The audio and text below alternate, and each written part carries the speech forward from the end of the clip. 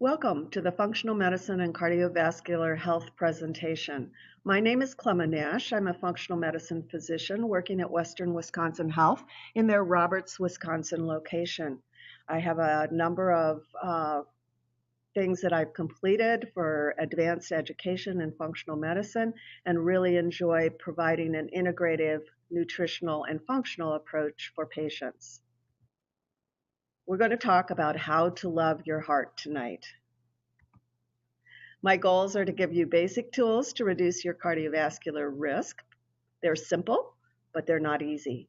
I want you to understand the root cause of cardiovascular disease, and I'm going to introduce a functional medicine approach to chronic disease, both prevention and treatment.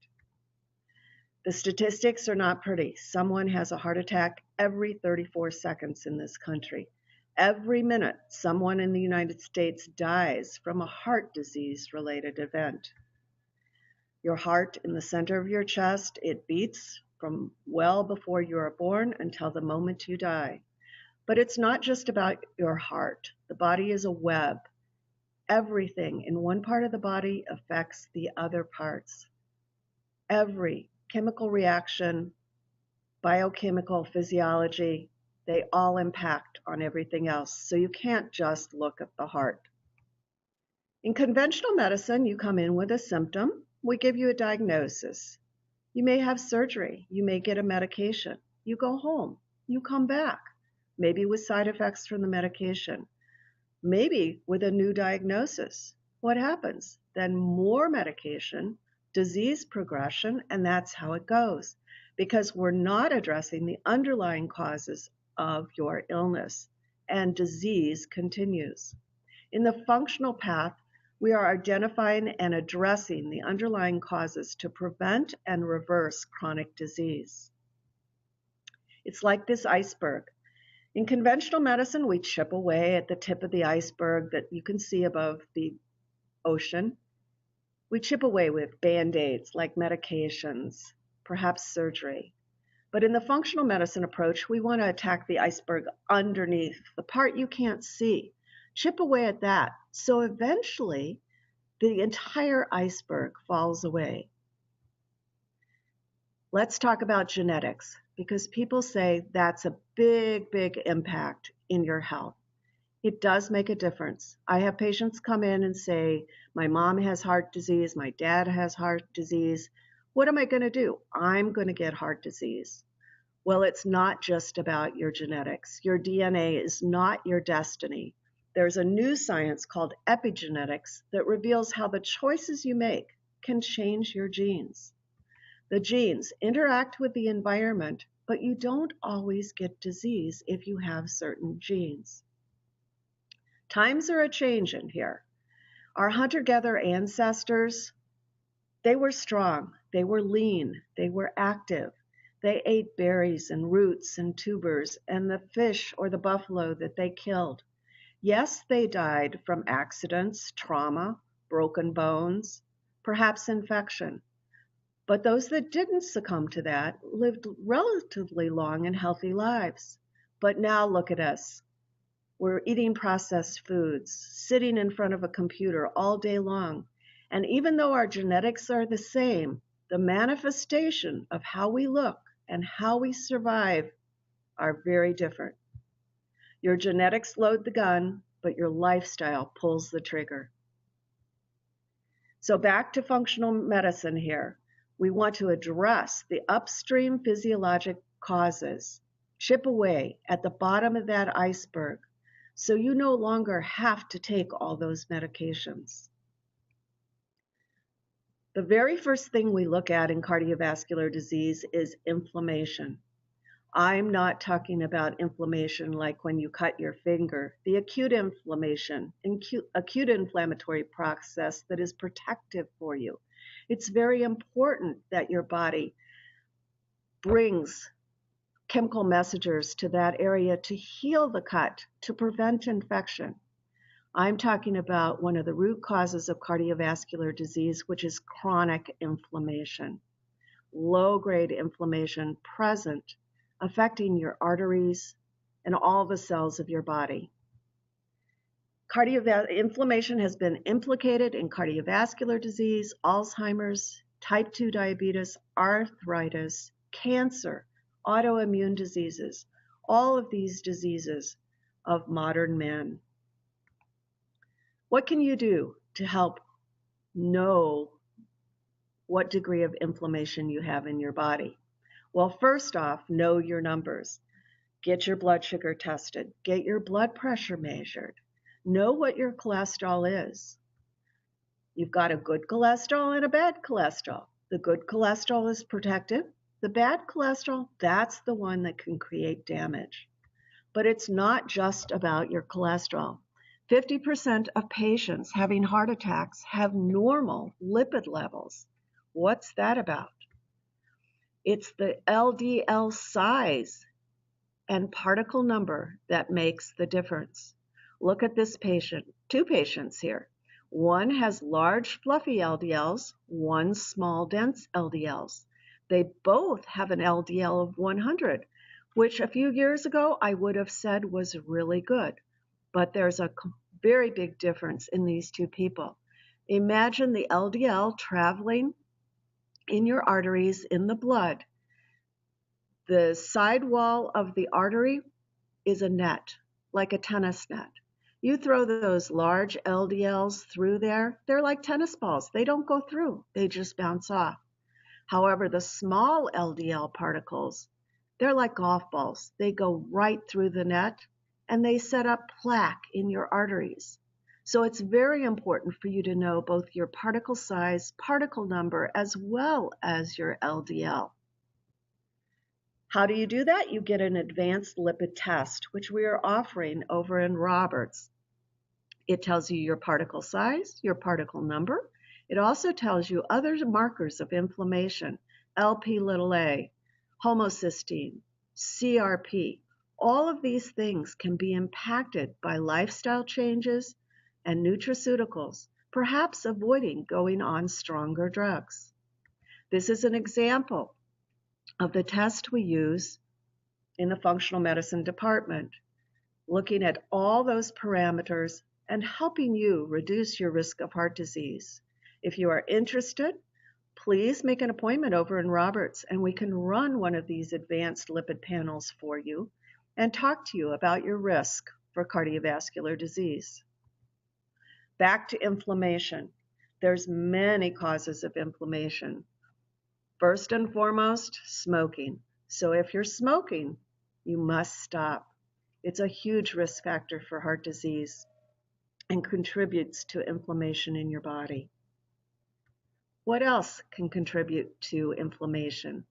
Well, we learn a lot from the blue zones. These are areas around the world where people live long and relatively healthy lives. They often live into the low 100s of years. The lessons we learn from them include to eat wisely. Food is their medicine. An apple a day does keep the doctor away. Apples, vegetables, fruits, full of polyphenols, antioxidants, fiber. Food is information for your genes. So even though you may have genetics that would increase your risk of heart disease, by giving your genes the right information, you can prevent heart disease. This is the sticky bun diet. What kind of information does this give to your genes? Inflame, inflame, inflame. The sticky bun diet. Food is not medicine when you eat this type of diet. Fat, sugar, laden foods. The food industry knows how to make us come back for more. You can't eat just one. So don't give this inflammatory message to your genes. Go back here, Mediterranean type diet, lots of fruits and vegetables, full of healthy chemicals giving anti-inflammatory information to your genetics. Eat the rainbow every day. Try to eat one of each color, fruit and vegetables throughout the day. Remember, you are what you eat, so don't be fast, cheap, easy, or fake. Eat healthy foods for your heart. Avoid processed foods. focus on the fruits and vegetables. Just eat real food to reduce the inflammation that leads you to cardiovascular disease. What else can the blue zones teach us? They teach us to move naturally. We wonder now, is sitting the new smoking? The more you sit, the poorer your health, and the earlier you may die, no matter how fit you are. We have to get up and get moving. Maybe get yourself a fitness tracker here. Our Paleolithic ancestors, the hunter-gatherers, they walked or moved 8,000 to 15,000 steps a day. If you can do 10,000 steps a day, that's fantastic. Get up, get out of your desk, move your body. If it takes a fitness tracker, go for it. It will help you keep track of your activity level. Sometimes I hear this from patients, though. I don't know what to do. The more I run, the more weight I seem to put on. Is that you? The more you exercise, the more you feel like you're gaining weight? Well, it's a couple of issues, perhaps. One, this snowball on the left, he could be on the sticky bun diet, and you cannot out-exercise a bad diet. He also might be getting up at 5 a.m., going to boot camp, killing himself for an hour, running around, getting to work, and then collapsing the rest of the day. What's he doing? He's increasing his cortisol level by too much stress, too much exercise. Too much can be just as bad as too little. So find the right point for you, get your body moving. The blue zones also teach us to have a tribe, have connection in our life. Social isolation is just as unhealthy for you as smoking, one study has said. Heart disease and stroke are the biggest risk of social isolation. And now they are showing that social isolation leads to inflammation. It creates those chemicals in your blood, in your body, that increase the inflammation of your blood vessels. Try doing some things to get yourself out. Develop a community. Join a church. Join a group that has similar interests to you. Volunteer. All those are ways to increasing your social connection. Get a pet. It's been shown that having a pet can reduce your risk of heart disease.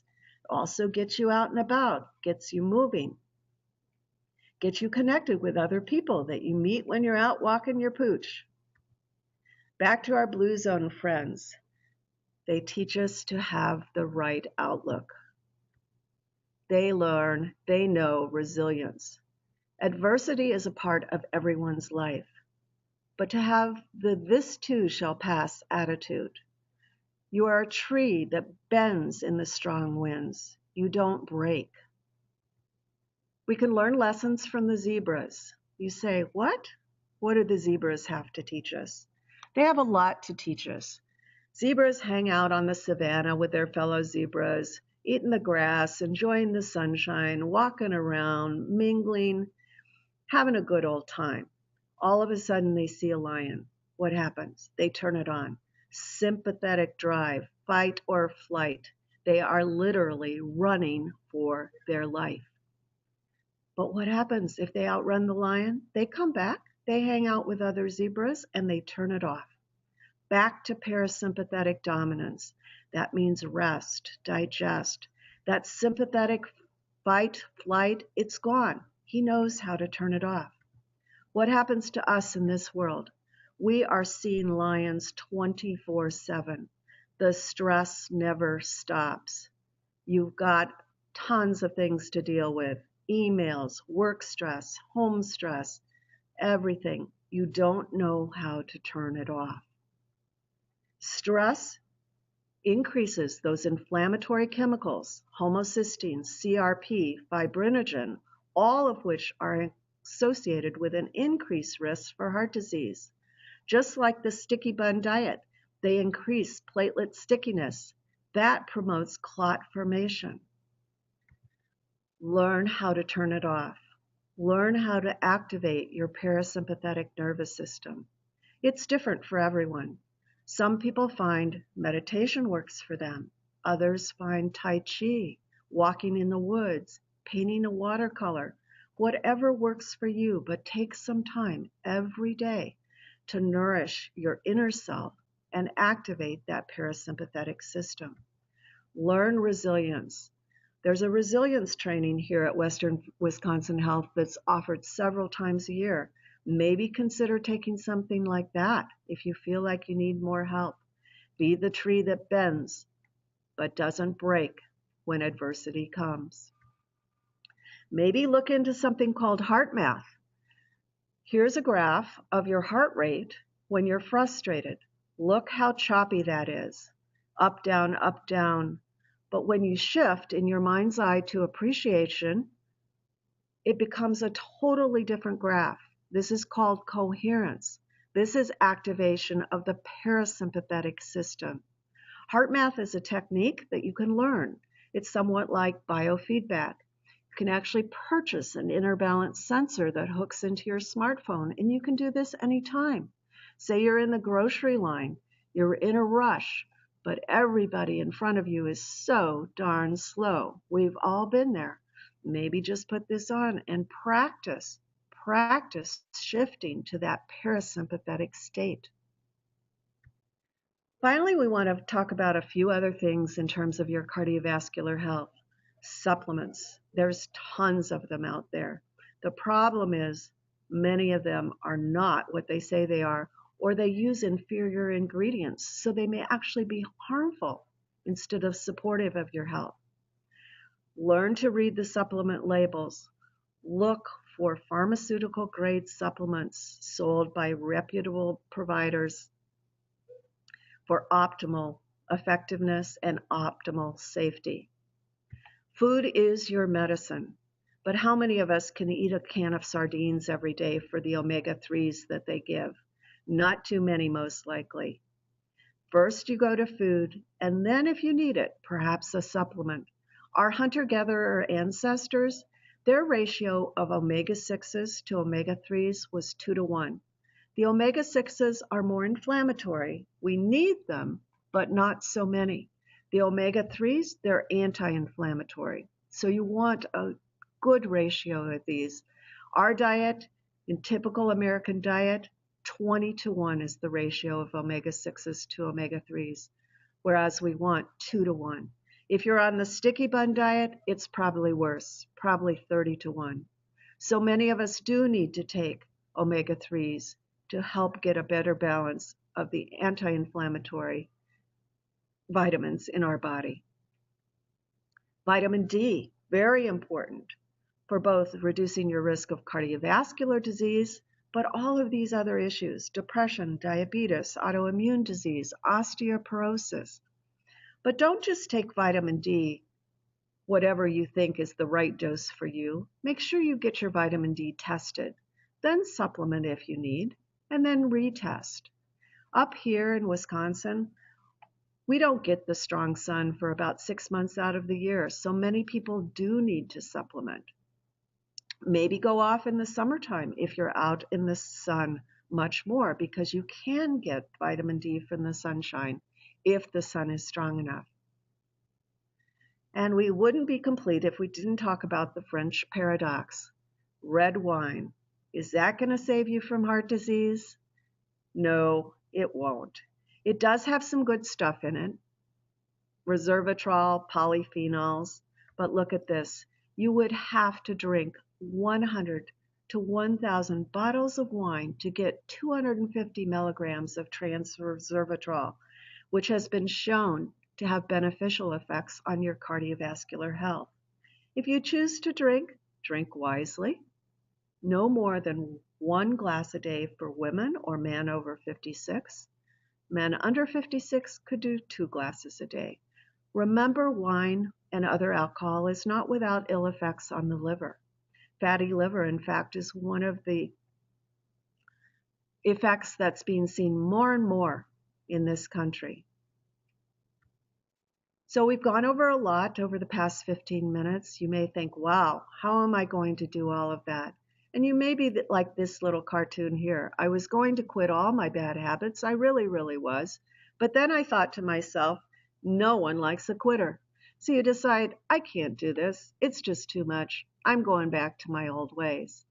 Well, remember, baby steps. That's all you need to do. Maybe get a new vegetable every week at the grocery store and try it out. Try to eat one more vegetable a day. Get out on your lunch break for a 10-minute walk every day. All those little things add up. We want to increase not only your longevity, but your health span. I don't want you to be one of those people who spend the last third or quarter of their life on multiple medications in and out of the doctor's office. I want you to lead a long and healthy life as much as possible without medication. The functional path helps identify these underlying causes of chronic disease. In this case, we're talking about cardiovascular disease. And one of the big underlying causes is inflammation. We'd welcome you to come into Roberts and have a cardiovascular assessment with one of our advanced lipid panels. You can make the appointment by calling the Roberts, Wisconsin, Western Wisconsin Health, and we're happy to see you and go into this much further with your individual condition. Thank you.